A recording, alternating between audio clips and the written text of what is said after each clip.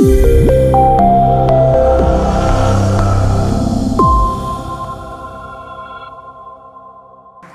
and Pedro. I'm going to switch so I can see the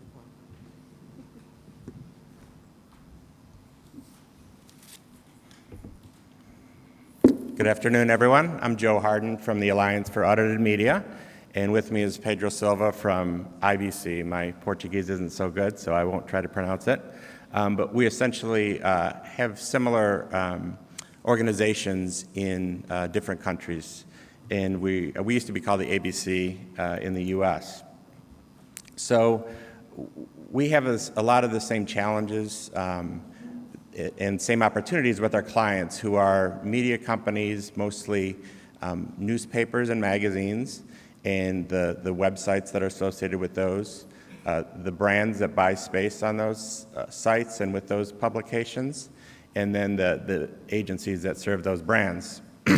And so we began collaborating and formed an alliance called the Global Alliance for Digital Assurance, and we've begun to develop, co-develop some digital auditing capabilities that can help our clients. One is called Site Certifier, which is a tag-based auditing solution where we can audit digital properties. We also have App Certifier, and out of that comes Ad Block Gauge, where we can understand the ad blocking that's happening on to the sites. And ad blocking was really hot beginning last year. Publishers are very concerned about it. They have different ways to react to it and different ways to change their experience with their visitors. And what Ad Block Gauge does is it allows them to understand that. How the changes that they're making are impacting the ad block rates on their site. So it's not particularly difficult to measure ad block gauge, but we do it in a way that we take the ad block detection, we marry that with the verified web analytics that we're auditing, and there's insights and strategies that can be evaluated then by the publisher. It's fairly simple, as I said. The objective is not really to identify the methods or the tools that are using to ad block, but it does, the Site Certifier tag will go out and submit an ad call. We get a response back from that will evaluate back, and if we don't hear back, then we identify it as an ad blocker is installed with that browser. Pedro's going to walk through. They've begin to look at this data in Brazil. We're just looking at it in a few beta sites in the States currently.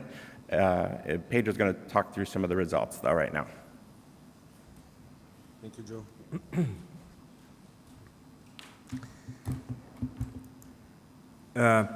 IFABC, as Joe mentioned, started to do this in Brazil in October last year. Basically, we audit in Brazil news websites and magazines websites, and that's about 2 billion pages a month that we do. And we decided to go weekly in terms of reporting, and that's about, I would say, 500 million page impressions a month. That gives a very broad take of what's happening in the market. What we found so far, but before I do that, before we started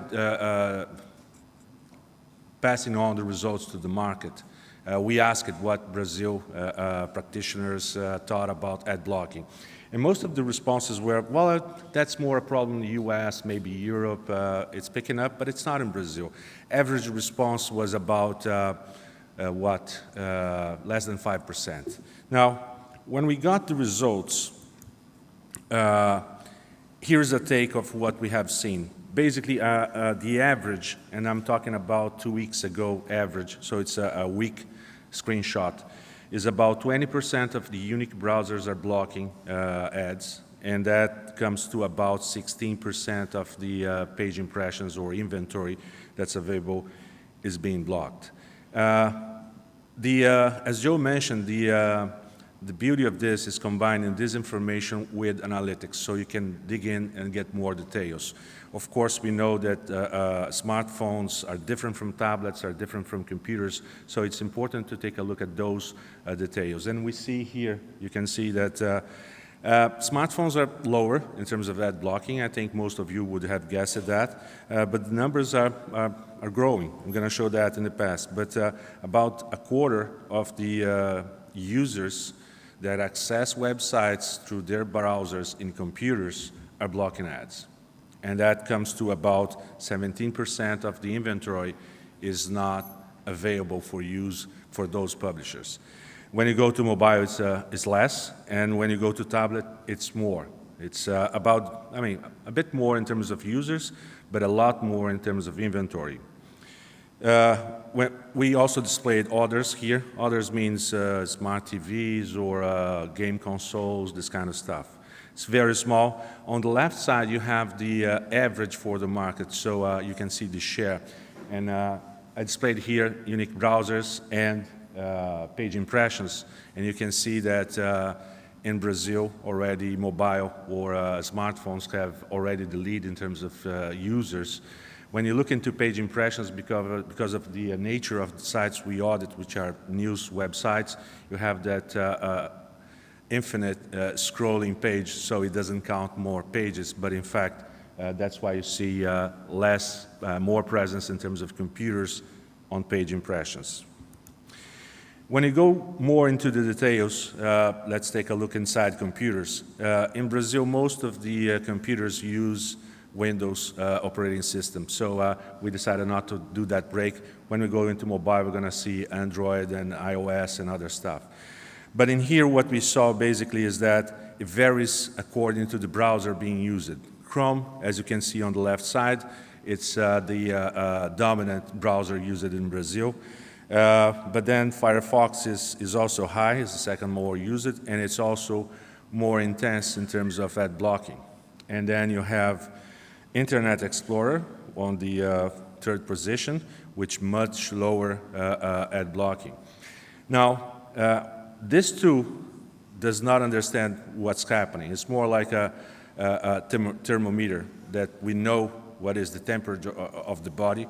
Now, taking a look into that, you may make a hypothesis. For instance, Firefox probably is easier for you to install the extensions of ad blocking. That's why it's more intense in there. Or it already comes with the pre-assigned definition to block ads, and then the user has to, countervene that. So Explorer, for instance, is used a lot in corporations where the environment for the user to add extensions is much harder. So that's why it has less ad blocking. Those are hypotheses. Those are not really statements. When you go into smartphones, then it makes sense to look into operating systems.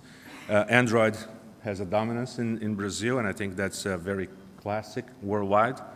And iOS is less used, but it's also less intense in terms of ad blocking, which 6 months ago, everybody was blaming Apple for embedding ad blocking features within the iOS 9, I think. So, well, that doesn't show here. And in fact, it's not something you can do on an iOS through the settings. You have really to install an ad block browser.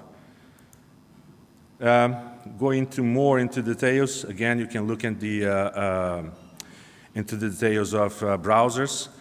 Same thing goes on for tablets. You're going to have the presentation available later to look into the details.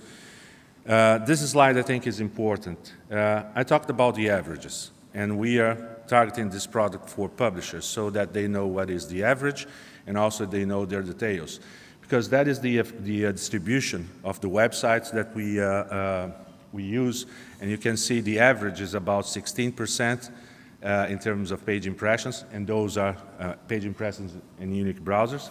But you see that the spread is wide. So some of the guys are above 30% in terms of loss of inventory.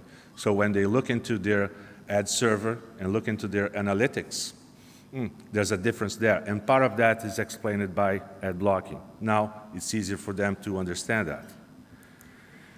And it's the beauty of doing that weekly is that we can do the trend. Of course, since October, it is growing. The pace of growth in mobile is higher.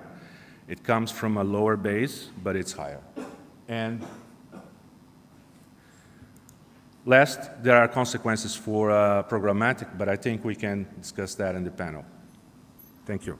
Thank you, Pedro.